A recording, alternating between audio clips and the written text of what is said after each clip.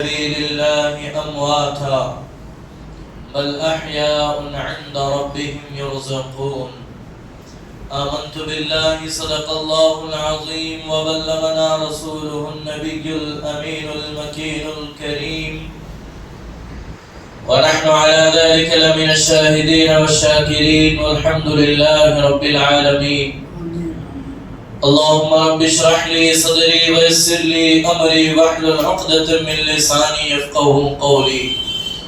معزز و محترم و محتشم بزرگوں اور دوستوں ہمارے نوجوان ساتھیوں، السلام علیکم ورحمۃ اللہ وبرکاتہ.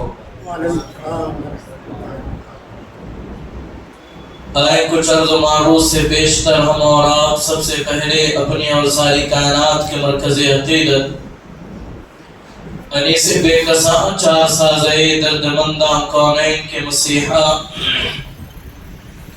مصطفیٰ جان رحمت شمع بزم ہدایت نوشہ بزم جنت حضور احمد مجتبی محمد مصطفیٰ ارواحنا روح فدا صلی اللہ علیہ وآلہ وسلم کی بارگاہ گہر بار میں عقیدت و محبت کے ساتھ جی لگا کر درود پاک کا ہدیہ پیش کریں. اللہم صلی علی سیدنا و مولانا محمد مبارک وسلم. الصلاة والسلام علیکہ یا رسول اللہ، الصلاة والسلام علیکہ یا حبیب اللہ، الصلاة والسلام علیکہ یا نبی اللہ صلی اللہ علیہ وآلہ وسلم.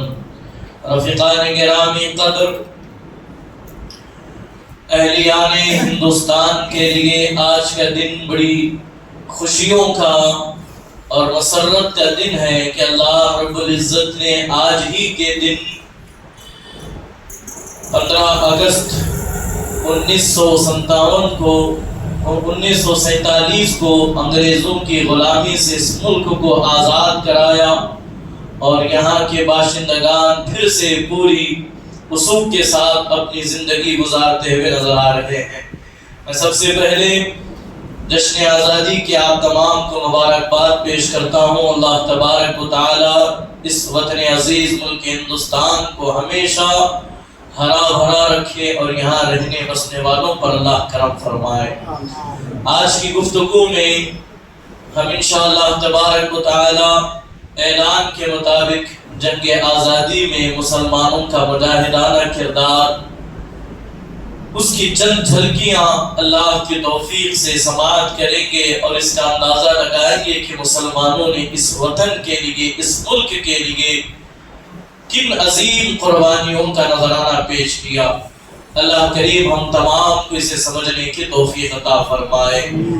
اس سے قبل شاعر مشرق قلندر لاہوری علامہ ڈاکٹر اقبال نے اسی ہندوستان کی خوبصورتی کا نقشہ کھینچتے ہوئے کہا، جسے مقامات مقدسہ کو استثنا رکھتے ہوئے کہا جائے تو بالکل جو ہے وہ نمایاں نظر آتا ہے کہ کہتے ہیں کہ سارے جہاں سے اچھا ہندوستان ہمارا، سارے جہاں سے اچھا ہندوستان ہمارا، ہم بلبلے ہیں اس کی یہ گلستاں ہمارا، ہم بلبلے ہیں اس کی یہ گلستاں ہمارا. غربت میں ہو اگر ہم رہتا ہے دل وطن میں، سمجھو وہی ہے، سمجھو وہی ہمیں بھی دل ہو جہاں ہمارا. پربت وہ سب سے اونچا ہمسایہ آسماں کا، وہ سنتری ہماری، وہ بانسباں ہمارا. گودی میں کھیلتی ہے جس کی ہزاروں ندیاں، گلشن ہے جن کے دم سے رشک جنا ہمارا.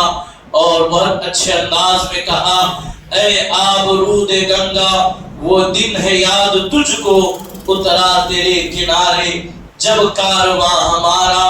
اور مذہب نہیں سکھا تھا آپس میں بیر رکھنا، مذہب نہیں سکھاتا آپس میں بیر رکھنا. ہندی ہے ہم وطن ہے ہندوستان ہمارا. اور بالخصوص اس شعر کو یاد رکھیں، اپنے بچوں کو سنائیں. یونان و مصر و روما سب مٹ گئے جہاں سے، یونان و مصر و روما سب مٹ گئے جہاں سے، اب تک مگر ہے باقی نام و نشاں ہمارا، اب تک مگر ہے باقی نام و نشاں ہمارا۔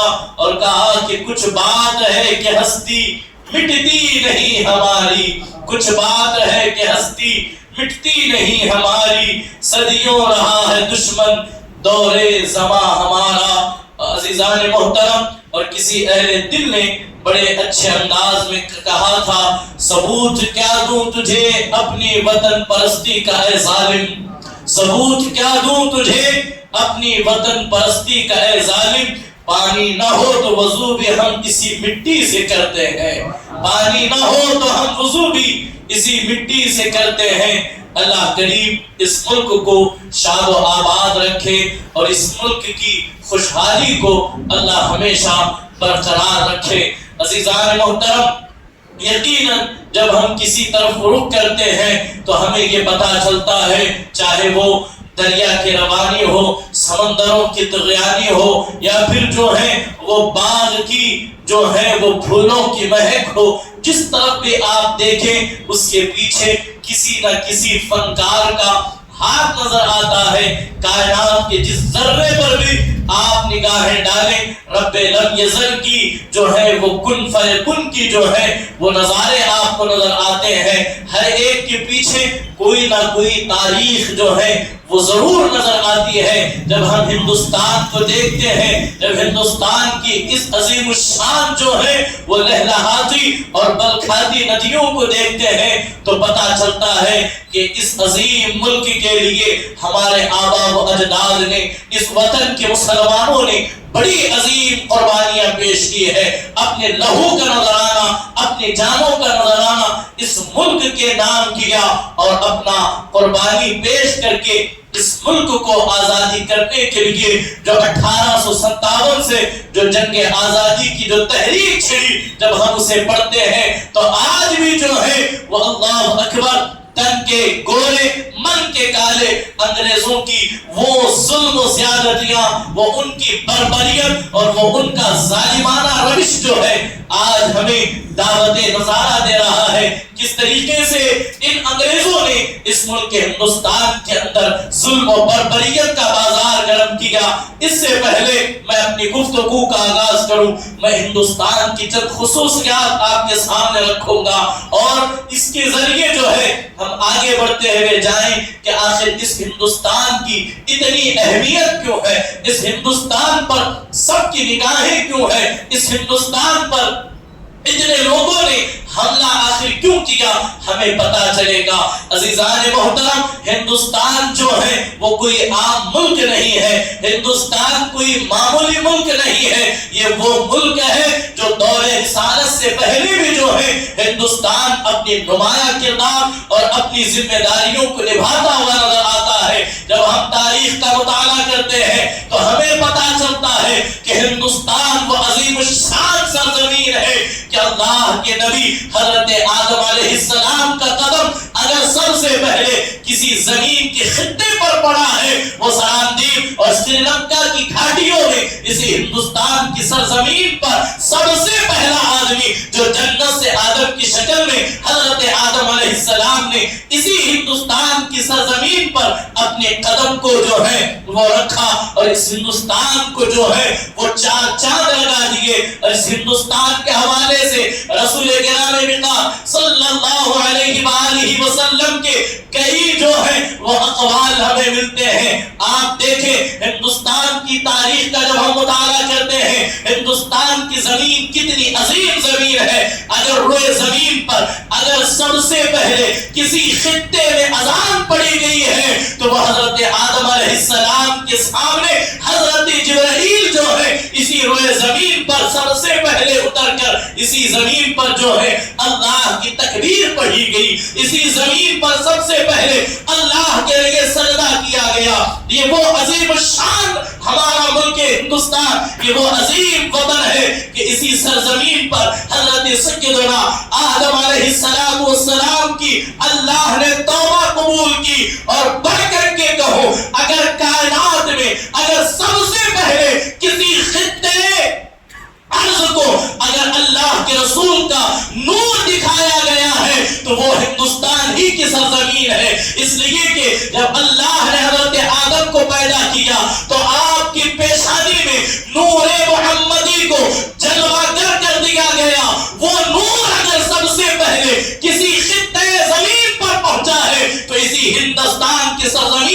پہنچا. اور بڑھ کر کے کہو, ہم جب تاریخ کا مطالعہ کرتے ہیں تمام انبیاء جو ہیں وہ صرف اور صرف دو مقامات پر اکٹھا نظر آتے ہیں. پہلا مقام جو ہے وہ ہندوستان کی وادی ہے, اس لیے کہ اللہ کے نبی حضرت آدم علیہ السلام نبوت کا تاج لے کر زمین پر نور محمدی کا نور لے کر کے آئے ہیں, اور آپ کی پشت میں سوالات انبیاء کا نور اللہ نے رکھا تھا. اور سارے نبیوں کا نور اگر کسی زمین پر پہنچا ہے سب سے پہلے بیک وقت وہ ہندوستان کی سرزمین ہے. عزیزان محترم, قربان جائے ہندوستان کوئی عام وطن نہیں ہے. اور تو میں عرض کر رہا تھا, ایک یہ زمین ہے, دوسری بیت المقدس ہے جو شب معراج اللہ نے بیک وقت تمام نبیوں کو وہاں جمع کرایا. المختصر عزیزان محترم, ذرا دیکھیں ہندوستان کی سرزمین کتنی عظیم الشان سرزمین ہے. یہاں سب سے پہلے نبی, پہلا انسان, پہلی اذان, پہلی نماز, پہلی تسبیح, پہلی تکبیر, پہلی توبہ, اور اسی کے ساتھ پہلی دعا یہی مانگی گئی, پہلی صدا یہیں سے لگائی گئی, پہلی ندا اللہ کی یہیں پر آئی اور آواز آئی, اے آدم ہم تیری توبہ قبول کرتے ہیں, اے آدم ہم تیری توبہ قبول کرتے ہیں. اور قربان جائیں اسی خطے کی طرف کعبۃ اللہ کا وہ عظیم رکن ہے جسے رکن اسود کہتے ہیں. یعنی کہ آج ہم جس سمت جو ہے وہ جس سمت ہم نماز ادا کرتے ہیں ہمارا قبلہ حجر اسود کے سامنے آتا ہے جسے رکن ہندی کہتے ہیں. کعبے کے 4 کونے ہیں, ان 4 کونوں میں سب سے افضل کونا اگر کسی سمت پڑتا ہے تو وہ ہندوستان کی سرزمین کی طرف پڑتا ہے, وہ ہند کی طرف آتا ہے. اور بڑھ کر کے کہو میرے اور آپ کے نبی صلی اللہ علیہ وآلہ وسلم اپنے صحابہ کے درمیان جلوہ فکر ہے. رسول گرامی وقار صلی اللہ علیہ وسلم جب ہند کی طرف رخ کرتے ہیں آپ سینے پر ہاتھ رکھ کر کے مسکراتے ہیں. صحابہ پوچھتے ہیں یا رسول اللہ اس کی وجہ کیا ہے؟ تو قربان جائے میرے اور آپ کے نبی فرماتے ہیں میں ہند کی طرف دیکھ کر کے اپنے سینے میں اپنے عاشقوں کی محبت کی ٹھنڈی ہوا محسوس کرتا ہوں. ہند وہ ہے جہاں میرے عاشقوں کی ایک بڑی تعداد ہوگی. یعنی کہ اسی کی عکاسی کرتے ہوئے قلندر لاہوری نے کہا تھا میرے عرب کو آئی ٹھنڈی ہوا جدھر سے, میرے عرب کو آئی ٹھنڈی ہوا جدھر سے, میرا وطن یہی ہے, میرا وطن وہی ہے. قربان جائیں عزیزان محترم, اللہ کے رسول صلی اللہ علیہ وآلہ وسلم نے اپنی عاشقوں کی سرزمین کہہ کر جسے تمنا عطا کیا وہ ہندوستان کی سرزمین ہے. اللہ عزیزان محترم, المختصر رسول گرامی وقار صلی اللہ علیہ وآلہ وسلم نے کئی مقامات پر ہند کے حوالے سے کئی باتیں نقل کی اور فرمایا مجھے ہندوستان کا اونٹ بڑا پسند ہے, مجھے ہندوستان کا اونٹ بڑا پسند ہے, ہندوستان کی خوشبو بڑی پسند ہے. یہی وجہ ہے آج بھی جیسا اونٹ یہاں سے نکلتا ہے, جیسی خوشبو یہاں تیار ہوتی ہے, پوری دنیا میں ایسا اونٹ نہ کہیں میسر ہے, ایسی جو ہے وہ خوشبو کہیں ملتی ہے. اور ساتھ ہی ساتھ عزیزان محترم یہاں تاریخ ہندوستان کا ایک اہم نقطہ آپ کے سامنے رکھو. ہندوستان کی سرزمین پر جو انگریزوں نے قبضہ کیا اس میں ایک اہم نقطہ آپ کے سامنے رکھو. آخر ہندوستان انگریز آئے کیسے, انہوں نے ہندوستان پر قبضہ کیا کیسے؟ دیکھیں جب تک پیغمبر اسلام کی ولادت نہیں ہوئی تھی اس وقت بھی اہل عرب اور اہل ہند کے بڑے اچھے تعلقات تھے. ہندوستان کے اندر اللہ نے کئی خصوصیات عطا کی, بلکہ یوں کہیں ہندوستان کی سرزمین کو اللہ نے خاص نظر رحمت فرمائی ہے. یہی وجہ ہے جب حضرت آدم علیہ السلام جنت سے اترے تھے ان کے بدن پر چند زیتون کے یا جنتی پتے وہ لپیٹ کر کے آئے تھے. جب وہ پتے ہوا سے اڑے, جہاں جہاں وہ پتے گئے اللہ نے وہاں سے ایسے مسالے پیدا کیے. دیکھیں یہ جو دال چینی ہے, یہ جو لونگ ہے, یہ جو کالی مرچ ہے, یہ حضرت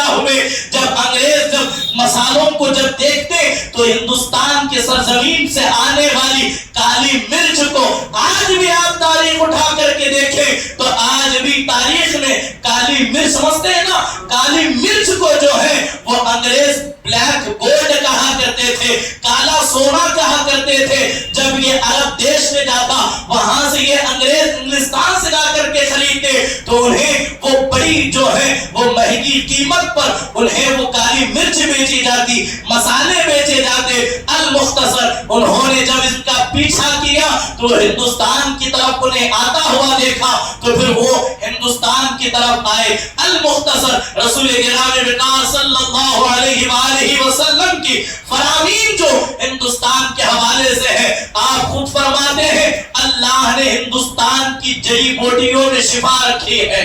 اگر کوئی بیمار ہو جائے تو ہند کی جڑی بوٹیوں سے اپنے بیماروں کا علاج کراؤ۔ آج بھی سب سے زیادہ کسی ملک کے اندر جڑی بوٹیاں جو بیماریوں کے لیے استعمال کی جاتی ہے تو وہ ہندوستان کی سرزمین ہے۔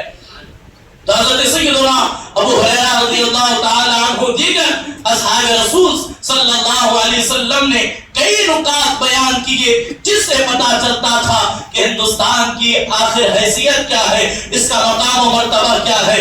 المختصر یہاں اس گفتگو کو یہی چھوڑ کر میں اپنے اصل عنوان کی طرف آؤں، پھر کبھی کسی موقع پر اس پر گفتگو کریں گے کہ رسول گرامی وقار صلی اللہ علیہ وسلم نے ہندوستان کے حوالے سے کیا خوبیاں بیان کی ہے۔ المختصر ہمارا ملک ہندوستان ہمیشہ پوری دنیا کے لیے توجہ کا مرکز رہا، پوری دنیا کے لیے ایک اہم جو ہے وہ مرکز اور سٹی رہا۔ یہی وجہ ہے کہ آقا کونین علیہ السلام جس وقت جو ہے وہ حضرت بلال عرب کے صحراؤں میں اذان دے رہے تھے، اس نے انہی اوقات میں ملابار کی سرزمین پر، کیرلا کی سرزمین پر سمندروں کے کنارے صحابہ اتر کر اپنے سجدے ادا کر رہے تھے۔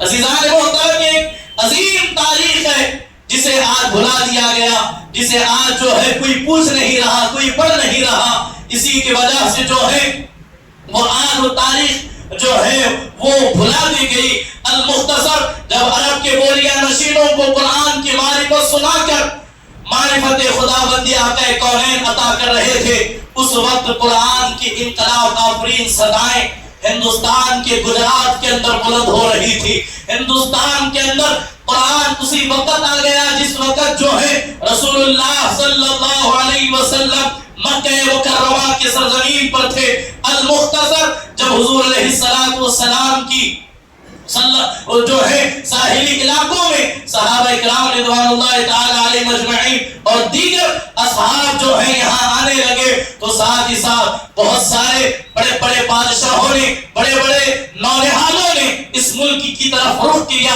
جس میں جو ہے محمد بن قاسم، سلطان محمود غزنوی، شہاب الدین محمد غوری اور اسی کے ساتھ جو ہے متعدد جیانوں نے اس ملک کی طرف رخ کیا اور یہاں پر بڑی بڑی سلطنتیں قائم ہوئی۔ بڑی توجہ کے ساتھ سنیں، سب سے پہلے بہمنی سلطنت، اس کے بعد قطب شاہی سلطنت، اس کے بعد عادل شاہی سلطنت قائم ہوئی، اس کے بعد نظام شاہی اور اسی کے بعد جو ہے مغلیہ سلطنت اور آصفیہ سلطنتوں کا دور دورہ رہا۔ جو اس ملک کے ہندوستان میں آتے رہے، آ کر کے انہوں نے اس ملک کے ہندوستان کو سنوارنے کی کوشش کی، نکھارنے کی کوشش کی۔ آج جو ہے مسلمانوں پر ایک بہت بڑا دھبا یہ لگایا جاتا ہے، مسلمانوں کو یہ کہا جاتا ہے کہ یہ یہاں لوٹ مار کرنے کے لیے آئے تھے، یہ یہاں فتنہ و فساد کے لیے آئے تھے۔ یہ بڑی جو ہے وہ غلط بیانی سے کام لیا گیا۔ دیکھیں حقیقت یہ ہے اس ملک میں کوئی آیا ہے جنگ کے لیے نہیں، قتل و غارت گری کے لیے نہیں، اس ملک کو اپنا وطن، اپنا مسکن بنانے کے لیے آئے۔ صوفیہ بڑی تعداد میں آئے۔ جب ہم تاریخ کا مطالعہ کرتے ہیں تو ایک بات نمایاں طور پر سامنے آتی ہے کہ بادشاہوں نے زمین کو فتح کرنا شروع کیا، صوفیہ نے زمین کو فتح کرنا شروع کیا۔ یعنی بادشاہ زمین کو فتح کرتے، صوفیہ دلوں کو فتح کرتے، دلوں کو فتح کر کے یہ ایسا عظیم الشان ہندوستان کو سنوارنے کا ایک سلسلہ نمودار ہوا۔ جو لوگ کہتے ہیں کہ ہندوستان میں لوٹ مار کرنے آئے تھے، آج بھی کو پڑھتے ہیں تو ان کے ماتھے پر، ان کے جو ہے وہ چہروں پر ایک تماچے دار جو ہے وہ جناتے دار تھپڑ رسید کرتے ہوئے تاریخ کہتی ہے اگر لوٹنے آتے تو اس ہندوستان کو تاج محل جیسی عمارت نہ دیتے، اگر لوٹنے آتے تو لال قلعہ نہ بنتا، اگر لوٹنے آتے قطب مینار کھڑا نہ ہوتا، اگر لوٹنے آتے دہلی کی جامع مسجد نہ ہوتی، اگر لوٹنے آتے بیجاپور کا لال جو ہے گول گنبد نہ ہوتا، اگر لوٹنے آتے تو چار مینار نہ ہوتا۔ حقیقت یہ ہے جو بھی آئے سب نے اپنی قربانیوں کو، اپنی محنتوں کو ہندوستان کے لیے کیا اور اس ملک کو نکھارنے کی کوشش کی۔ دیکھتے ہی دیکھتے جو ہے 16ویں صدی میں اور 16ویں صدی کے اخیر میں اور 17ویں صدی کے آغاز میں جو ہے وہ ایسٹ انڈیا کمپنی نے ہندوستان آنا شروع کیا۔ میں پہلے ہی کہہ چکا ہوں ان کے آنے کا مقصد بہت بڑا نہیں تھا، وہ صرف اور صرف مسالوں کو لے کر کے آئے۔ اس سے پہلے میں یہ بتاؤں یہی بادشاہ تھے، انہی کی دولت تھی جس کی بنا پر آج بھی ہندوستان کو سونے کی چڑیا کہا جاتا تھا۔ تو ان کے نکھارنے کے بعد، ان کے سنوارنے کے بعد، ان کے قربانیوں کے بعد یہ ہندوستان اتنا عظیم بنا۔ تو المختصر جب ہندوستان انگریز پہنچا، جب انہوں نے ہندوستان کی خوبصورتی کو دیکھا، یہاں کی دولت کو دیکھا، یہاں کے رانائیوں کو انہوں نے دیکھا تو یہ محسوس کیا یہاں صرف کالا سونا، کالی مرچ کے شکل ہی میں نہیں بلکہ سورج کی طرح چمکنے والا سونا بھی اتنا ہے کہ اللہ اکبر، اگر اسے صدیوں تک خرچ کیا جائے تو یہ ختم نہیں ہوگا۔ جب ہم تاریخ ہند کا مطالعہ کرتے ہیں تو ایک بات یہ سامنے آتی ہے، جس وقت ہندوستان پر انگریزوں نے حملہ کیا اور کلکتے کی سرزمین سے جہاں بڑے بڑے نوابزادے ہوا کرتے تھے وہاں سے انہوں نے سونا نکالا، ایک ایک جو ہے وہ رئیس کے گھر اتنا سونے اور جواہرات کے خزانے تھے، وہ ایک خزانہ پورے انگلستان کی سرزمین پر بھی انہیں دیکھنا بھی نصیب نہیں ہوا۔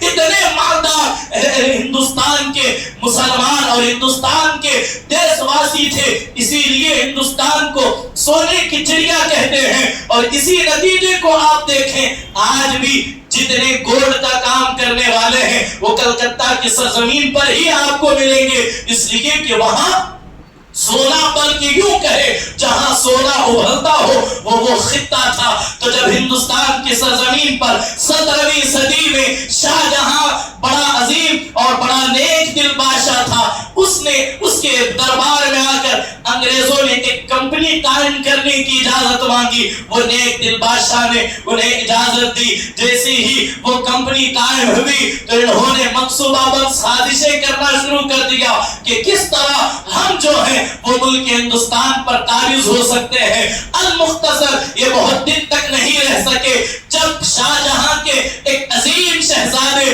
جسے دنیا محی الدین اورنگزیب عالمگیر کہتی ہے، جیسے ہی یہ تختے پر فائز ہوئے انہوں نے ایسٹ انڈیا کمپنی کو جو ہے رد کر دیا اور کہا یہ کمپنی کو ہم یہاں چلنے کی اجازت نہیں دے سکتے۔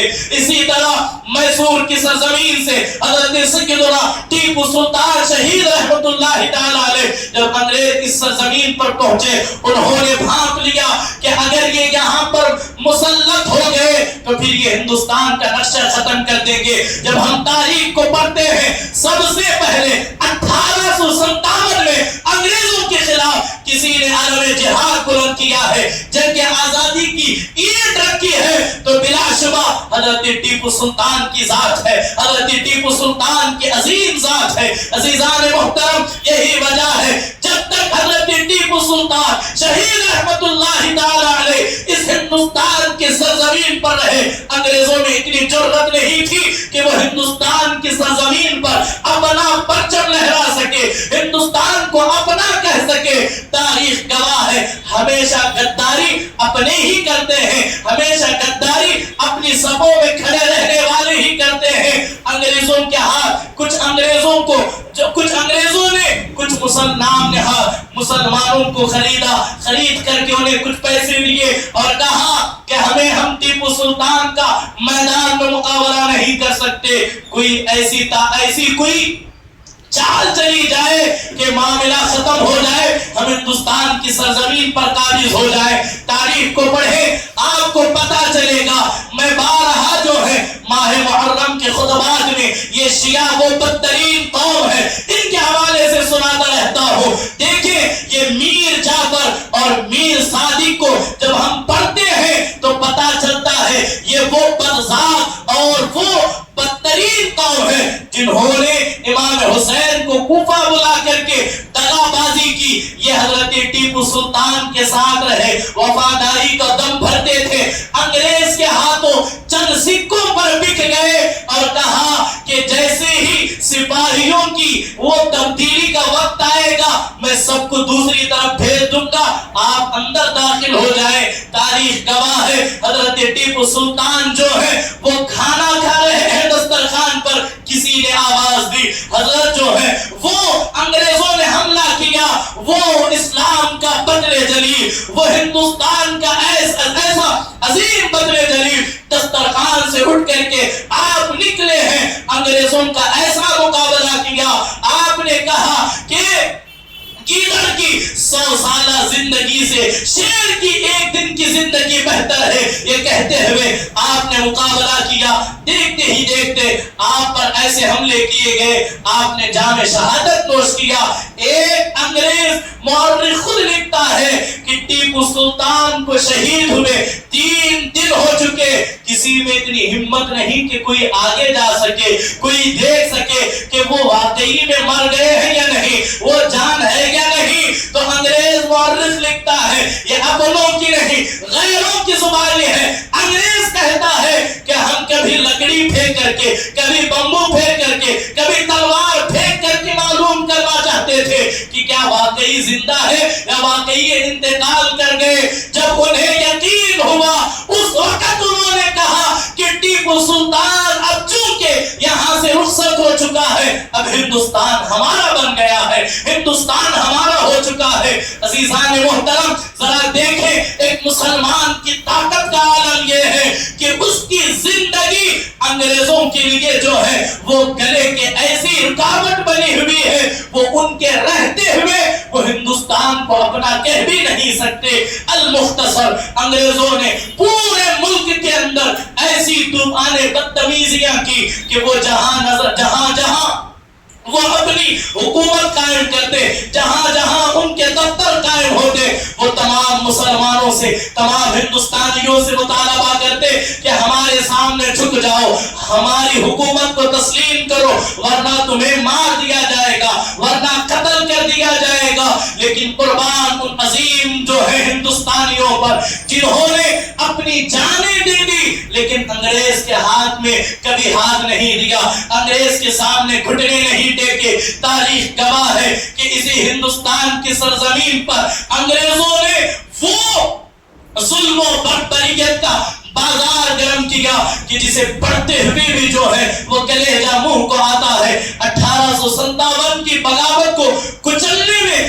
انگریزوں نے کوئی ایسا ظلم نہیں ہے جو ہندوستان کی سرزمین پر ڈھایا نہ ہو، کوئی ایسی جو ہے تشدد نہیں نظر آتا جو انگریزوں نے چھوڑا ہو۔ آپ دیکھیں علامہ فضل حق خیر آبادی اپنی کتاب السورۃ الہندیہ کے اندر نقل کرتے ہیں کہ انگریز جو ہے پورے ہندوستان کی سرزمین پر ایسے ظلم و بربریت کا بازار گرم کیا کہ عورتوں کو انہوں نے جو ہے وہ اللہ اکبر انہوں نے ننگا کر کے قتل کرنا شروع کیا۔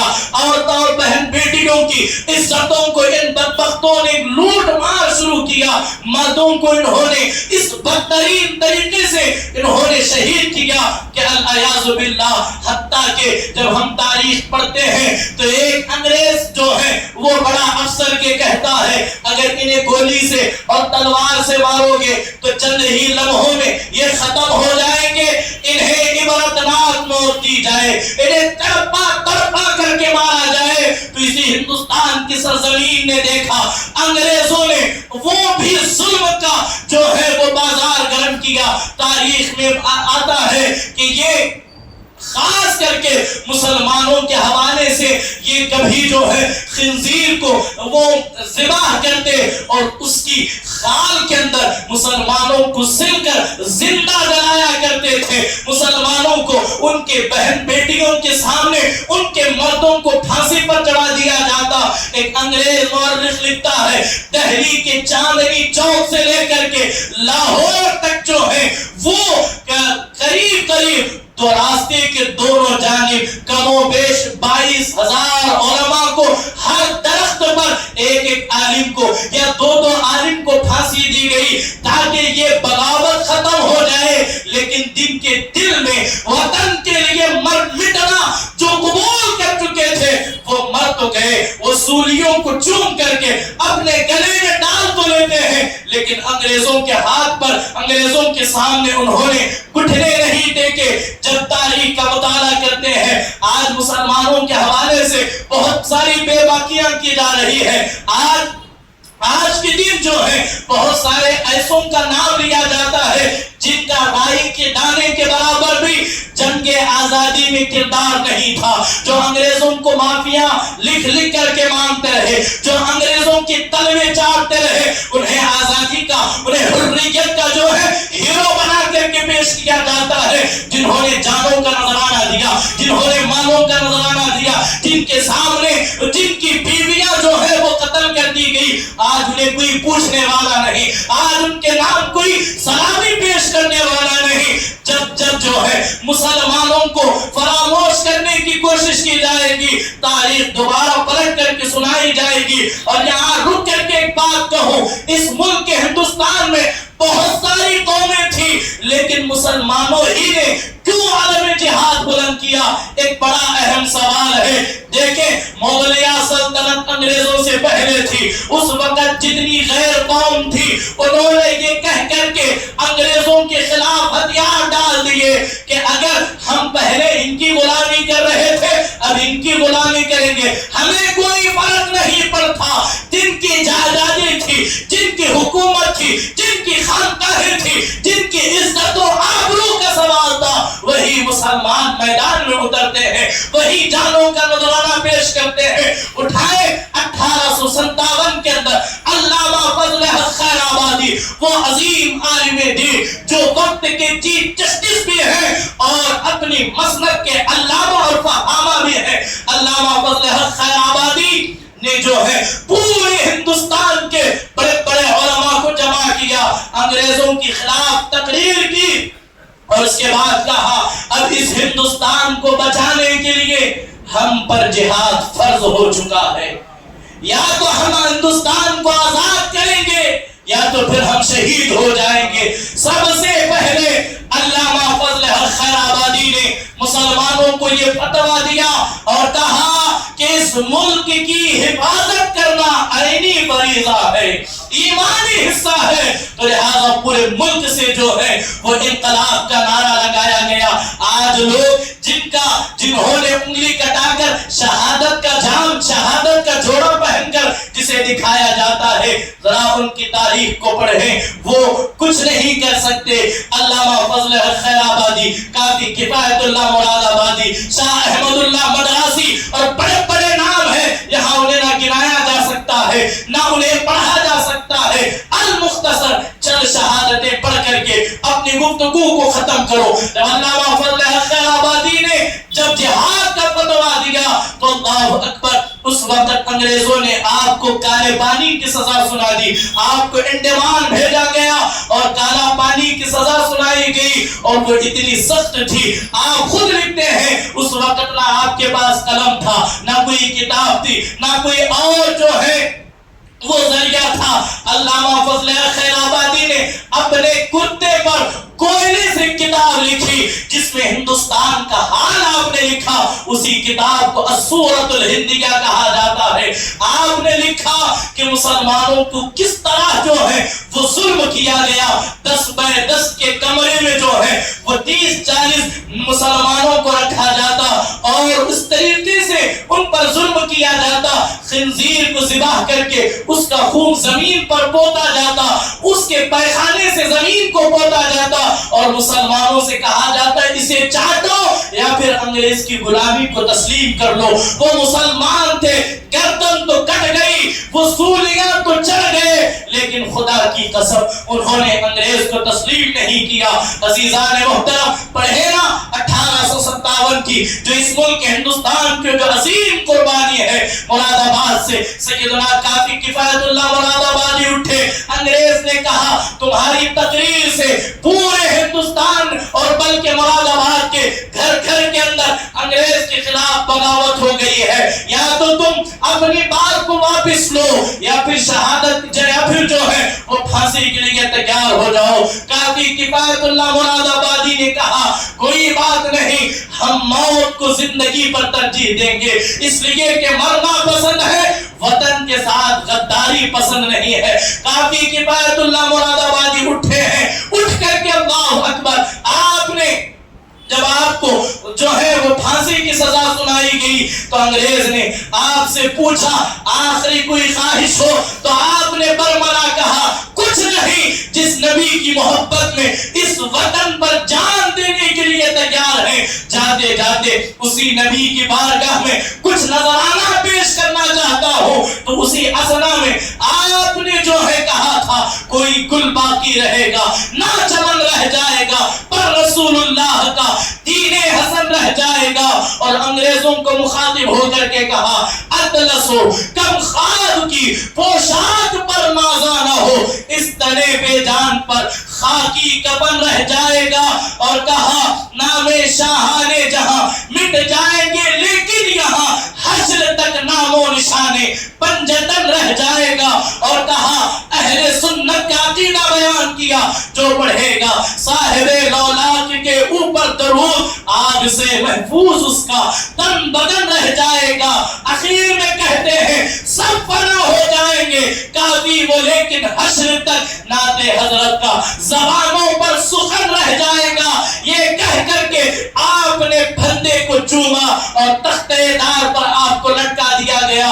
مورخین لکھتے ہیں کہ چند سالوں پر کے بعد اسی مراد آباد کی جہاں آپ کو دفن کیا گیا، جب وہاں سڑک کا کام ہونے لگا، یقینی طور پر کوئی نہیں کہہ سکتا تھا یہی علامہ فضل خیر یہاں جو ہے کافی کفایت اللہ مراد آبادی کو دفن کیا گیا ہے، یقین نہیں تھا۔ جب کھدائی کا کام شروع ہوا تو علامہ جو ہے کافی کفایت اللہ مراد آبادی کی قبر کھل گئی۔ مورخین لکھتے ہیں زمانوں کے بعد بھی آپ کا کفن ایسے ہی سلامت تھا جیسے آپ مرتے مرتے کہہ رہے تھے، پھانسی کے پندے پر چڑھتے ہوئے کہہ رہے تھے کہ آگ سے خاک سے اس کا تن بدن محفوظ رہ جائے گا۔ عزیزان محترم، یہ قصہ لطیف ابھی نہ تمام ہے۔ یہ آزادی کی جنگ میں جن مسلمانوں نے اپنی عظیم جانوں کا نذرانہ پیش کیا، انشاءاللہ دنیا جب تک کہ ہندوستان باقی رہے گا قیامت تک ان کو ہم نذرانہ محبت اور نذرانہ عقیدت پیش کرتے رہیں گے۔ انہی کی قربانیوں کی بدولت خاص کر کے جتنا جنگ آزادی میں مسلمانوں کا اور علماء کا کردار رہا، اتنا کسی اور قوم کا کردار نہیں رہا، اتنا کسی اور کا کردار نہیں رہا۔ 5 لاکھ مسلمان نوجوانوں کو پھانسی دی گئی، انہیں قتل کیا گیا۔ 22,000 تو چاندنی چوک سے لے کر لاہور تک ہر درخت پر پھانسی دی گئی، کئیوں کو زندہ جلایا گیا، کئیوں کو جو ہے وہ دریاؤں میں بہایا گیا۔